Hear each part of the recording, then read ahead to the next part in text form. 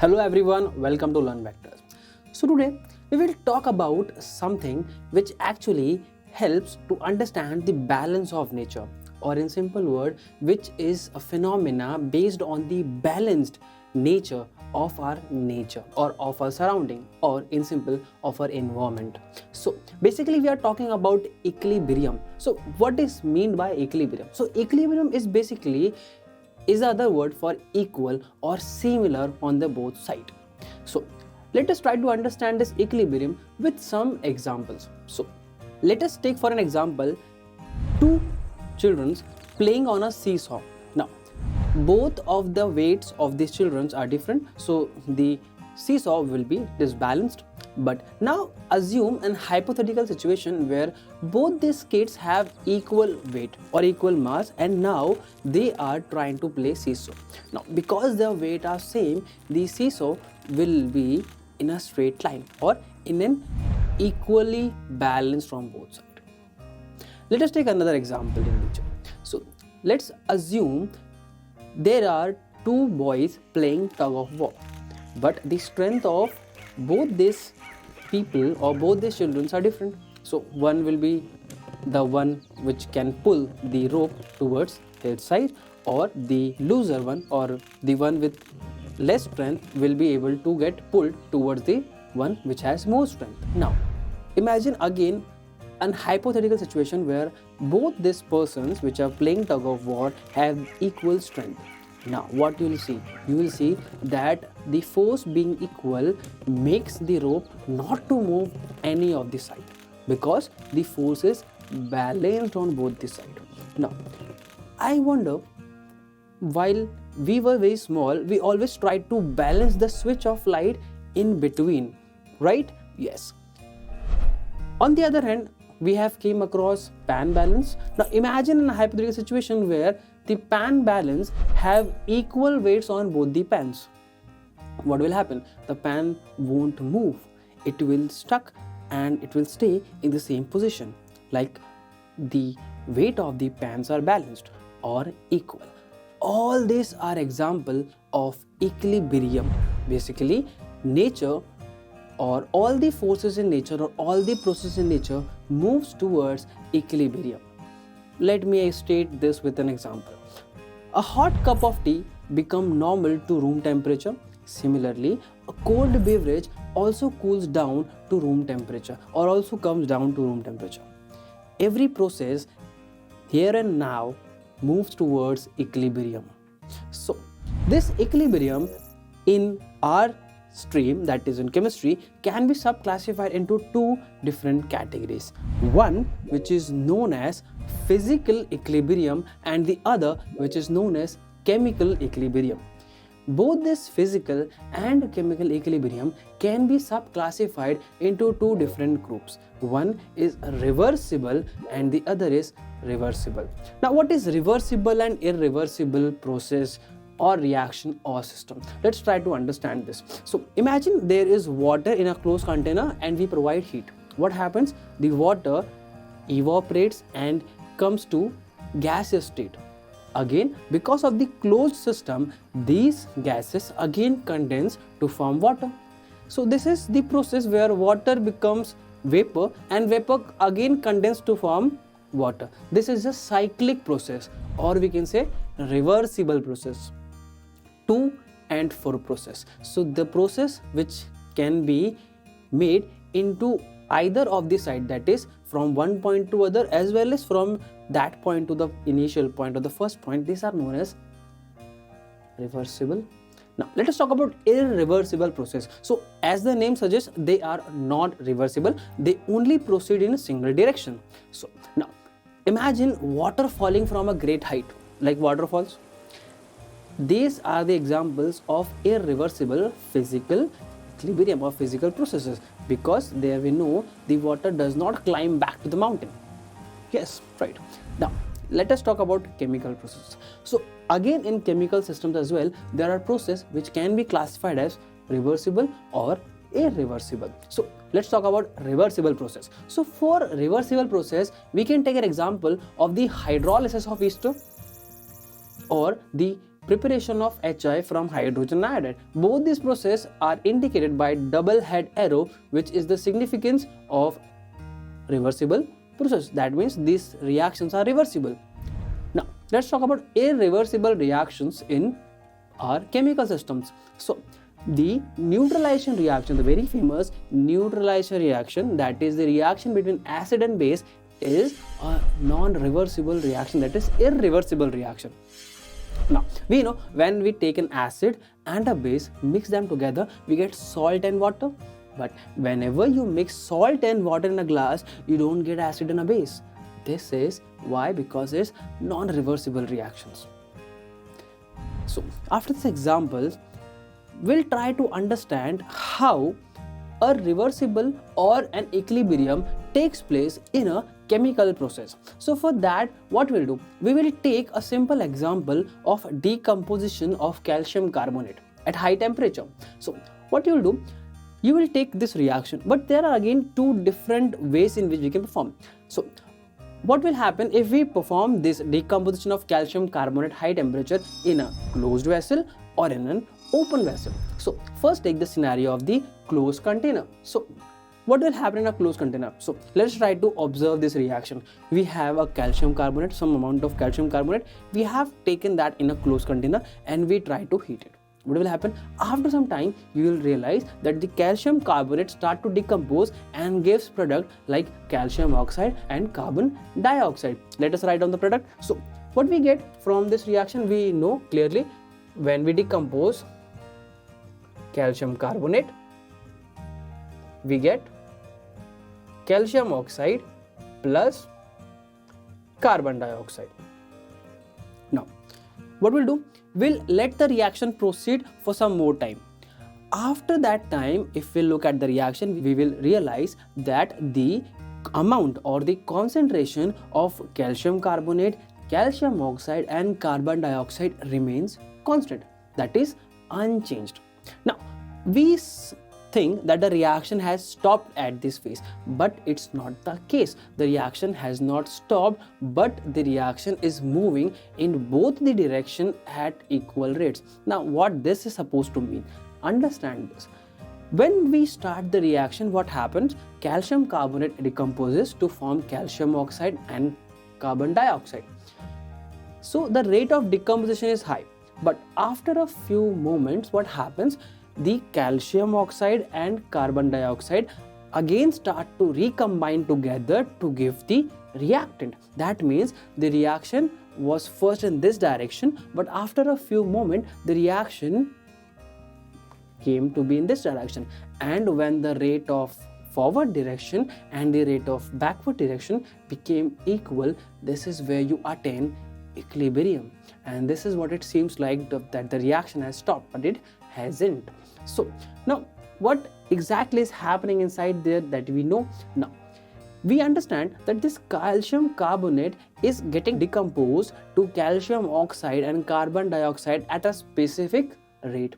Exactly at the same rate, calcium oxide and calcium carbonate recombine to give the initial reactant. And when the rate of initial reaction or the forward reaction becomes equal to the rate of backward reaction, the reaction is said to be in equilibrium. But is this possible when we take an open container? Now let's take the second scenario. We know that in open container, when the decomposition will take place, carbon dioxide would be evolved. Yes, and because of this evolution, is it possible to get the same amount of calcium carbonate back? No, it's not possible, because now the quantity of the product has escaped, and since the combination is now not constant and not equal, we cannot get the product back. So in case of closed container, we say that the reaction looks reversible. That means what I'm trying to say is that CaCO3 is getting converted to calcium oxide and carbon dioxide, but this reaction is reversible. That means the rate at which calcium carbon decomposes to form calcium oxide and carbon dioxide is exactly equal to the rate at which calcium oxide and carbon dioxide recombine together to give our calcium carbonate. So this is how you represent reversible reaction by double-edged arrow. But in case of open container, because of the evolution of carbon dioxide, the reaction is not reversible, and non-reversible reaction could be represented in this manner. How can we represent them? We can represent them calcium carbonate only moves in one direction to give us calcium oxide plus carbon dioxide. So this is how equilibrium can be understood in a chemical system. Now, as we have already discussed about this phenomena, that is calcium carbonate, calcium oxide and carbon dioxide, that is the chemical process, we understand that equilibrium is subclassified into two groups, that is one is physical and the other is chemical. So now let us talk in detail about the physical equilibrium. So physical equilibrium is nothing but the equilibrium between the different states of matter, that is solid liquid, liquid gas and solid gas. So let us look at the most obvious and most famous that you have already came across type of physical equilibrium, that is the equilibrium between liquid and gas. So for that, let us take a simple example. We have some water that is being boiled in a closed container. So let us look at this reaction from the initial time. Now, in the beginning, what happened? We started to boil that water, and after a few time, when the water reaches its boiling point, the water starts to get converted into its vapor phase. That is, evaporation starts to take place. Now, as the time progresses, the rate of evaporation starts to increase. But after a few moments, you will realize that the rate of evaporation is not increasing at all. It has stopped at a particular moment, at a particular point. And in the meantime, you have also observed that in the beginning there were zero condensation, but with progressive time the rate of condensation also started to increase, but that also have came to a point where it has ceased. That means now what we see in a system, that the rate of evaporation was started to increase and then stop. Similarly, the rate of condensation also started to increase and then stop. And actually evaporation started to decrease while the rate of condensation started to increase. Now, all this have came to a point now we see that neither evaporation nor condensation is taking place, and we think that the process have stopped. But this is not the case. Actually, this is the point where the rate of evaporation is equal to the rate of condensation, and this is the reason why this is called as equilibrium state. At this point, the number of molecules that are getting evaporated is equal to the number of molecules that are getting into the liquid state from their vapor phase, and this is what we call as physical equilibrium, or in simple, liquid vapor or liquid gas equilibrium. Now, after that, we can take the equilibrium of solid and liquid. Now, let us take an example that ice and water are kept in a perfectly insulated thermos flask. What will happen? The ice will not melt further, neither the water rise in amount. This is the phenomena which can be stated as solid liquid equilibrium. Now, most important one, solid gas equilibrium. So for that to understand, let us perform an experiment. So here I have a flask and I'm adding a pinch of iodine in that flask, and now I'm closing that flask. So now the flask is closed, and we can see slowly the color intensity inside the flask is getting increased. It from colorless, it starts to get higher and higher degree of purple color inside it. Now, This increasing color intensity you can observe gets stopped or ceased at a point. Now, further, no increase in color intensity can be observed. This is the point where you can say the system has attained equilibrium. Now, what happened here? Let's try to understand. That's iodine molecules are solid in nature. When we put them inside a flask and close them, the iodine molecules starts to liberate into gaseous state, and this is the reason why we see the purple color inside the flask. But the state or the rate at which they are getting converted into gaseous state again becomes equal to the rate at which those gaseous iodine again coming back to the solid state, and an equilibrium has established between them, which makes us look at it in a way that we think the reaction has stopped, but it hasn't. It's just the reaction in both the sides is taking place at a same rate. This is known as solid gas equilibrium. Also, I have a particular example for you to understand. Now, we all have bought camphor from market. Okay, now we know if we put a camphor outside the packet, the camphor sublimes quickly. And on the other hand, as long as the camphor is inside the sealed packet, it does not sublimate. Why?